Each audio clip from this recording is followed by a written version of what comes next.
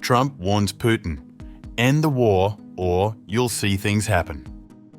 From the Oval Office to Beijing, the pressure mounts. Putin signals talks but threatening force. Kyiv rejects his Moscow trap, and Zelensky insists retreat would only open Europe to invasion. As Lavrov demands recognition of Russia's conquests, Trump's deadline looms, the peace track falters, and the world watches for the next move in this deadly standoff.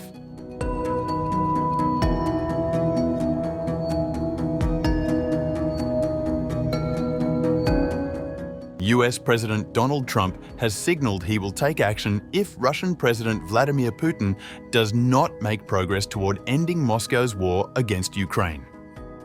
Speaking to the press in the Oval Office alongside Polish President Karol Nawrocki, the American president said, "I have no message to President Putin. He knows where I stand, and he'll make a decision one way or the other. Whatever his decision is, we'll either be happy about it or unhappy. And if we're unhappy about it, you'll see things happen." When pressed about the two-week deadline which Trump gave Putin to agree to talks with Zelensky during his Alaska summit, Trump replied, "Well, I'm having a conversation with him very shortly, and I'll know pretty much what we're going to be doing. We've taken very strong action, as you know. And in other ways, we've taken very strong action. But I'll be speaking to him over the next few days, and we're going to see. I'm going to know exactly what's happening. But I'm not happy with all the people. Trump and Putin met in Alaska on August 15th as the White House intensified efforts to broker a peace deal to end Russia's war against Ukraine. Trump previously set August 8th as the deadline for Russia to reach a peace deal with Ukraine or face additional sanctions. Even as Russia refused to cease hostilities by the deadline, the White House did not impose additional measures. Meanwhile, Putin told Kyiv there was a chance to end the war in Ukraine via negotiations, if common sense prevails, an option he said he preferred, but that he was ready to end it by force if that was the only way. Speaking in Beijing at the end of a visit that resulted in an agreement on a new gas pipeline to China, Putin said, "Back in 2022, we urged Ukrainian authorities to respect the choices of people living in southeastern Ukraine, withdraw their troops from there, and end the conflict immediately. I must say this proposal wasn't entirely rejected at first. However, after the insistent urging of our Western European colleagues, withdrew troops from Kyiv, the situation changed rapidly. We were then told, almost verbatim, 'Now we will fight until either you twist our heads off or we twist yours off.' I don't recall if I've ever stated this publicly, but it sounded like that. Nevertheless, it seems to me that if common sense prevails, it will be possible to agree on acceptable terms for ending this conflict. Moreover, we observe the stance of the current U.S. administration under President Trump's leadership. We see not just their statements, but a genuine desire to find a solution. It seems to me there is a certain light at the end of the tunnel.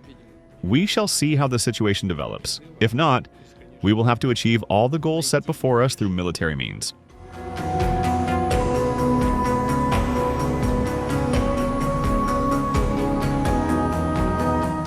Kyiv has rejected Russian President Vladimir Putin's proposal that he meet with Ukrainian leader Vladimir Zelensky in Moscow. In a post on X, Ukrainian Foreign Minister Andrey Sibiga said that Putin continues to mess around with everyone by knowingly making unacceptable proposals.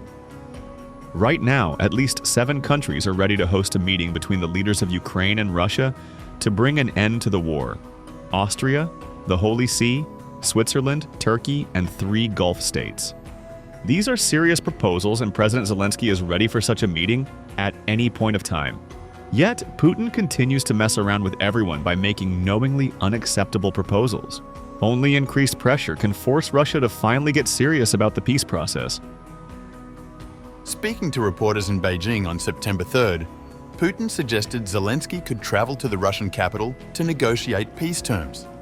At the same time, the Russian leader once again questioned Zelensky's status as head of state, noting that his 5-year presidential term expired last year and no new election was called due to martial law in Ukraine. Hungary, Switzerland, and Turkey are among the countries that have previously expressed their readiness to host such talks. Meanwhile, Zelensky warned that giving up any of Ukraine's land would only allow Putin to use it as a base for future attacks on Europe if the continent fails to remain strong. In an interview with French magazine Le Point, published on September 3rd, Zelensky said, "Some media claim that if Ukrainian soldiers leave the eastern regions of our country, peace would return there. But that's not true. Putin seized Crimea to use it as a base to encircle the south. In 2014, he captured part of the east to prepare for the full occupation of those regions. A retreat from Donbas would leave Kharkiv, a city of 1.5 million, exposed, and could allow Russia to seize the industrial hub of Dnipro. That would open new opportunities for him." Zelensky's comments came as Russian Foreign Minister Sergey Lavrov said on September 3rd that Moscow was still seeking international recognition that the parts of Ukraine annexed and occupied by Moscow's forces belong to Russia. In order for a durable peace, the new territorial realities that arose must be recognized and formalized in accordance with international law. Speaking to Le Point, Zelensky claimed that Russia would use Donbas to invade Ukraine in a renewed assault and could attack Europe next. If tomorrow we somehow left Donbas, which will not happen, we would open up an unprotected space for Putin, near a city of 1.5 million inhabitants, Kharkiv. He would also seize the industrial center of Dnipro.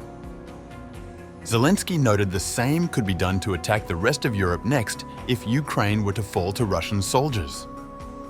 If Putin were to succeed in taking over our entire country, he would use it as a springboard in the same way. Whether he does so or not will depend on Europe's strength. The pressure from Western partners is not strong enough economically. Putin still has financial reserves. Russia has repeatedly insisted that Ukraine withdraw from Donbas, which consists of Donetsk and Luhansk oblasts.